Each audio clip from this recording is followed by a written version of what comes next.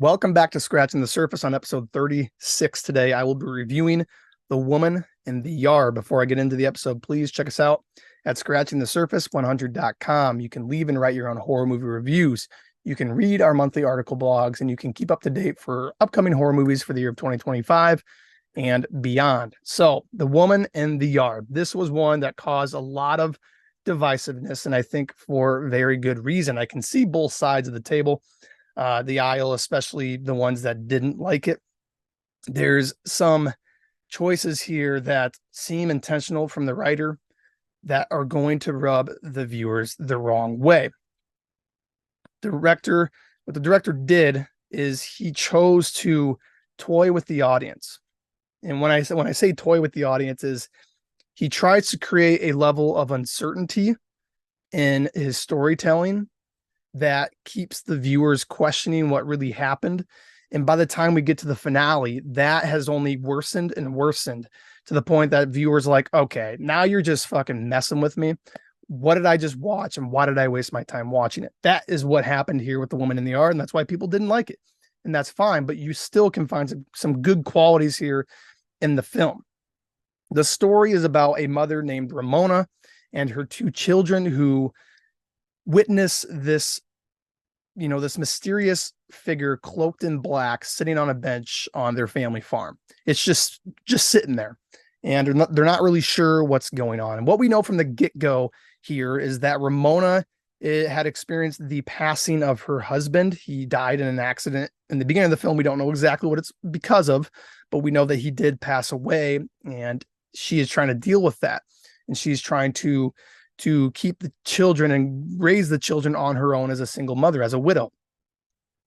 And we also know that she is injured from the accident. She's got a big cast or brace on her right leg or her left leg, and she's on crutches the entire movie. So we know that she is crippled. Her husband died, and she's trying to be a widow, a good widow for her kids to raise them. The kids are both young enough that they're not entirely independent. So she really has to be there for them. She's got to feed them. She's got to help them with school stuff, all of that. And once this figure comes into the fold, things start to kind of take off from there in terms of the storytelling and the actual tension. There is a really good scene, I would say, in this film that is my favorite scene of the film entirely. And if it's not for that scene, I don't think the film really holds up for me. And it's when they first have a conversation in terms of Ramona and the woman in the black cloak. They have a conversation, and the woman in black is saying to Ramona that today is the day. And Ramona, of course, has no idea what she's talking about.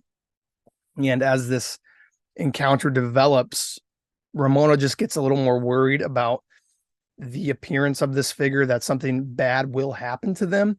And she goes back inside to her children, and she tries to tell them everything is fine, but the kids start to question and doubt her. And they start to doubt her on so many things. They're almost in a way becoming mean to Ramona, and Ramona does kind of lash out in some of those scenes. So while this figure is in the presence of the family, you notice the arguments between the family members becoming worse and worse. And I think there is a connection between the two. When the figure is there, the kids and the mom are not getting along. They kind of begin to hate each other and question each other on everything. So we keep working through the film with this figure slowly getting closer and closer to the house. They might look away and have a scene of just dialogue between the family members, and the next time they look out the window, the woman in the yard is no longer 40 yards away. She's like 25 yards away. So there's this increasing tension the closer she gets for us as viewers watching the film. And once the woman in the yard actually ends up in the house, in the attic, that's when we start having things revealed to us. The whole film, it's become very clear to us that Ramona has issues mentally. She is probably struggling with a little bit of depression after the loss of her husband and trying to raise the two kids on her own.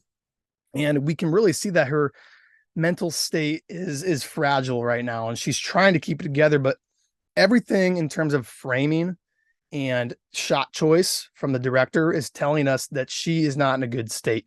We have a lot of Dutch angles used. We also have a lot of high angles.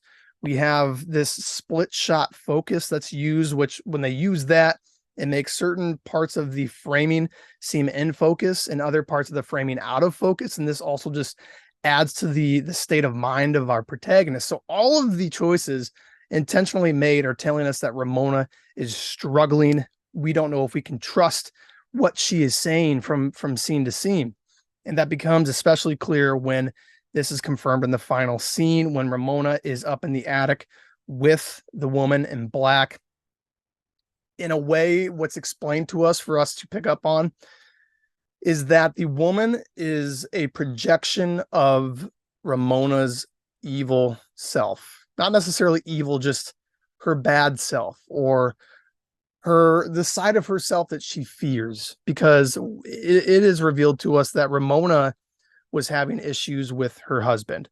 They moved out to this family farm from the city because she wanted to, but then when they moved to the farm, she wanted to get off of the farm. She basically wanted to get a divorce. She was not a loving, doting wife like most want to try to be. And she like resented the choice she made with her husband. And it's really eating away at her. So she's projecting her worst self in terms of her fears into a literal figure, a woman in black. And it's weird. There's like this dance at the end of the two coming together. And we literally see through digital effects, the woman in black become a part of Ramona. And Ramona in her struggle and in her turmoil has a gun to her under her chin. And we, for a second, think she might off herself here at this moment. But then we come to find the next scene outside of the house. We have like an establishing type shot of the house, expecting a gunshot, and we don't hear it. So we jump to the next scene and we find that Ramona did not do it. She didn't go through with it, and she finds her kids and they're able to move on to a new day. And that final scene, when we see her go out to her kids outside, we now see the farm in a better state. We see the family name on a post outside the farm. And this is from an early scene in a dream where the husband is telling Ramona that, what do we want to name the farm? Let's find a name. We got to put a name on a post out here. We can name our farm something. And Ramona was like, no, we don't need to name it. We don't need a name. She can't give him anything. And I think seeing this at the end confirms for us that this is the better day that we were envisioning. This is what Ramona wanted to be, what she always wanted to try to be. And her projection of her fear was the woman in black, the person she hated in a way. And once she sees this woman, once she projects it into reality, she can't shake it. So my assumption here is that she didn't actually off herself. Now you can look at it either way you want. It's a bit ambiguous, but I look at it as she didn't off herself, and she's moving on with the fact that this side of her will always be there.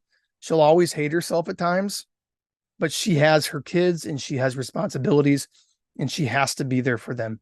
And that is helping her get by and continue on with life. So it's a bit convoluted, I guess, in terms of storytelling, trying to be a little too saucy with it, I guess. And I think we've seen this arc of storytelling quite often with suicide. And sometimes that choice can get a little tired for viewers. They already kind of know what to expect, like the Babadook, movies like that. We've seen it time and time again. There's other examples, and this is just another one of them. And I think sometimes the viewers can be sitting in the seats saying, okay, been here, seen this, let's get on with it.